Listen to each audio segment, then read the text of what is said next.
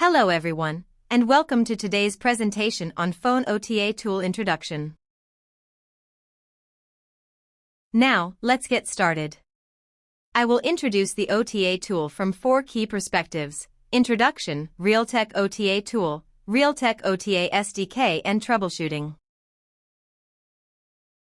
Firstly, Introduction.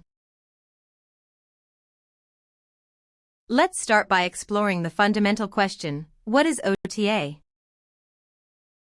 OTA, or over-the-air technology, is a method for delivering software updates, patches, and configuration changes directly to electronic devices like smartwatches and headphones. This process revolutionizes device maintenance and enhancement by eliminating the need for physical connections, relying instead on wireless Bluetooth links. So, why are OTA updates so significant for our devices? Here are 4 key benefits. 1. Fix system vulnerabilities. Imagine your favorite headphones encounter a functional issue. OTA updates can address this. 2. Add new features. When a new model is released with upgraded features, legacy devices gain features via updates too. 3. Extend the lifespan of devices. For long-term users, OTA updates ensure continuous optimization, keeping devices relevant. 4. Enhance user convenience. All this happens automatically, with zero user effort. So, we developed Realtek OTA Tool. I'll guide you through the app's user interface and explain each step for both iOS and Android platforms. Here's the iOS OTA app's user interface, which can be divided into 4 parts. This is the upgrade procedure part, which requires user interaction. The upgrade cannot be performed without selecting both a device and a file, so the upgrade option will appear after these 2 steps are completed. The second part displays the device information, which is automatically populated after a device is selected. This section displays the upgrade file information. Once a file is selected, all images and version details contained in the package will be parsed and presented here. The final section is for settings. Configure the options here as needed before proceeding with the upgrade. Let's walk through how to use this app. The first step is to select the target device. Click the row to enter the Devices page. Devices are categorized into 3 groups. 1. Connected GAT devices. 2. Connected IAP devices. 3. Scanned Bluetooth Low Energy devices.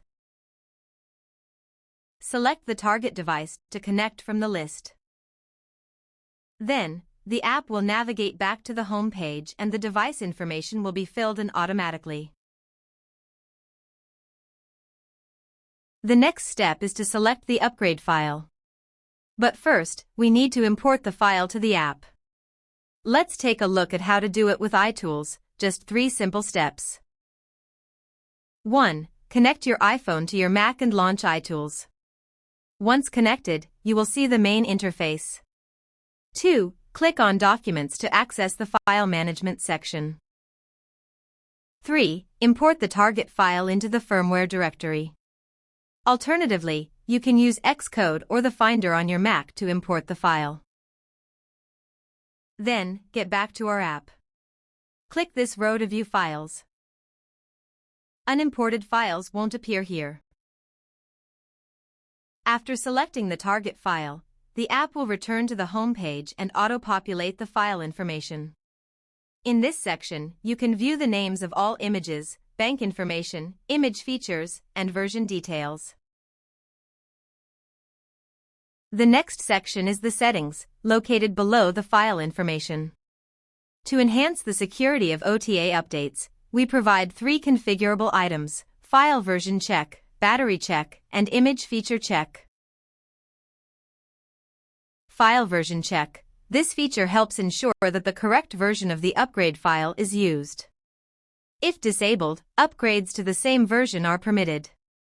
If enabled, only upgrades to a higher version are allowed.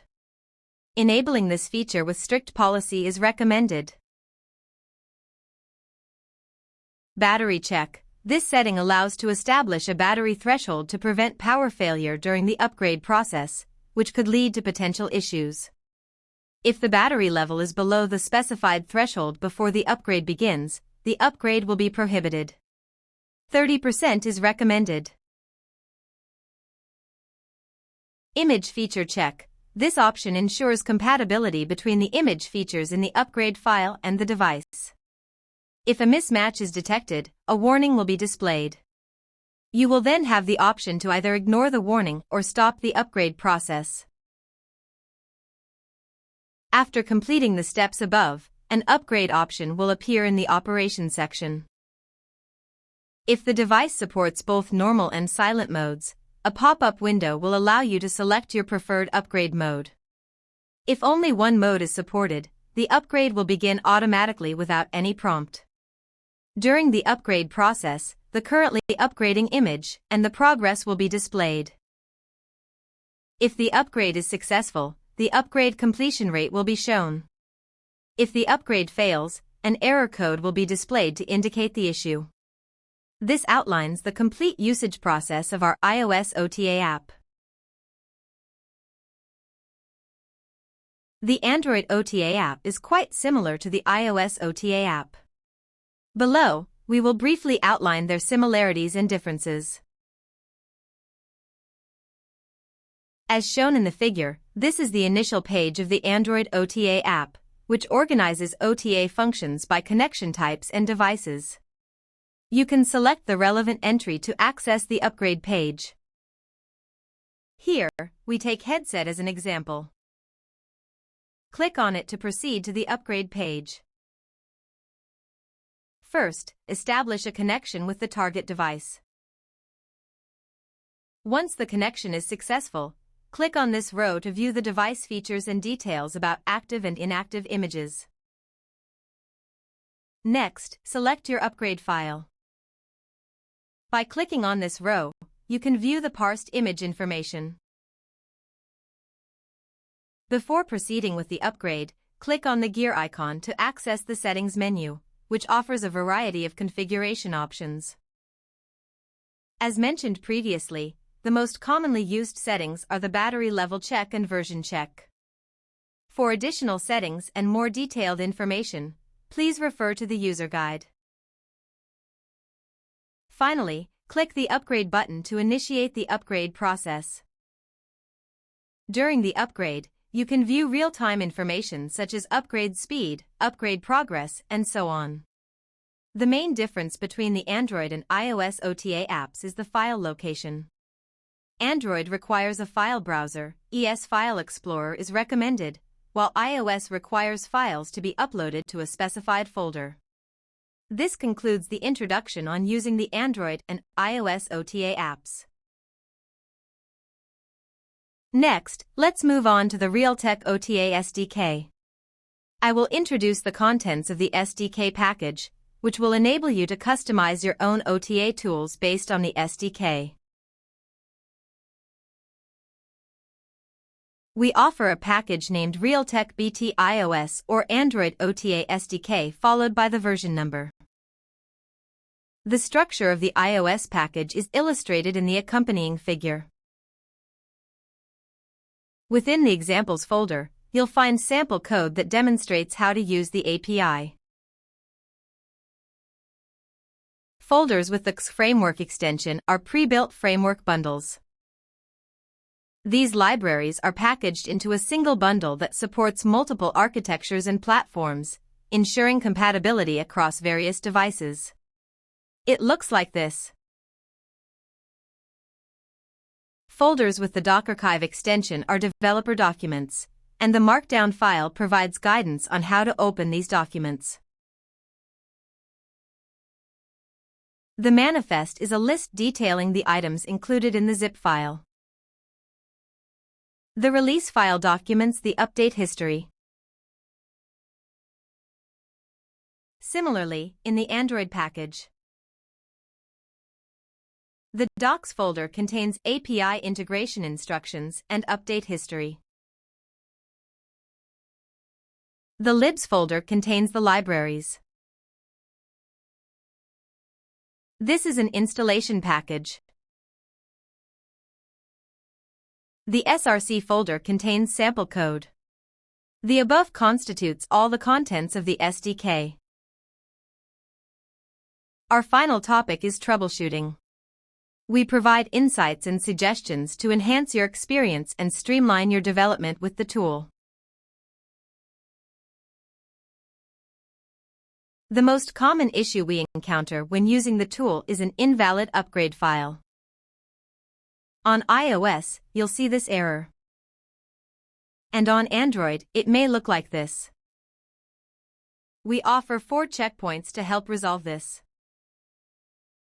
1. File version. Avoid upgrading with a lower file. If version checking is enabled, ensure you upgrade to a higher version file.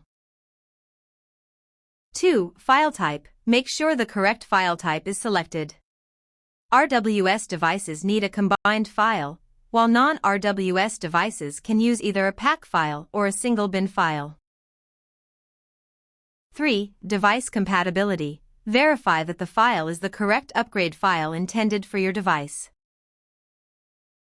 4. File format. Ensure the file format meets all specified requirements. These guidelines will assist you in resolving file-related issues.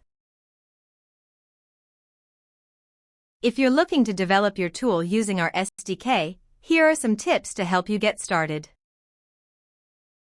1. Familiarize yourself with tools and features. Begin by using the Realtek OTA Tool to understand its basic functions and device capabilities. 2. Validate with demo packages. Run the demo to verify the SDK implementation logic, using the developer documentation for cross-referencing. 3. Capture logs for analysis. Always capture logs for troubleshooting and analysis. Refer to the user guide for detailed instructions on how to do this effectively. That concludes our presentation. Thank you for your attention.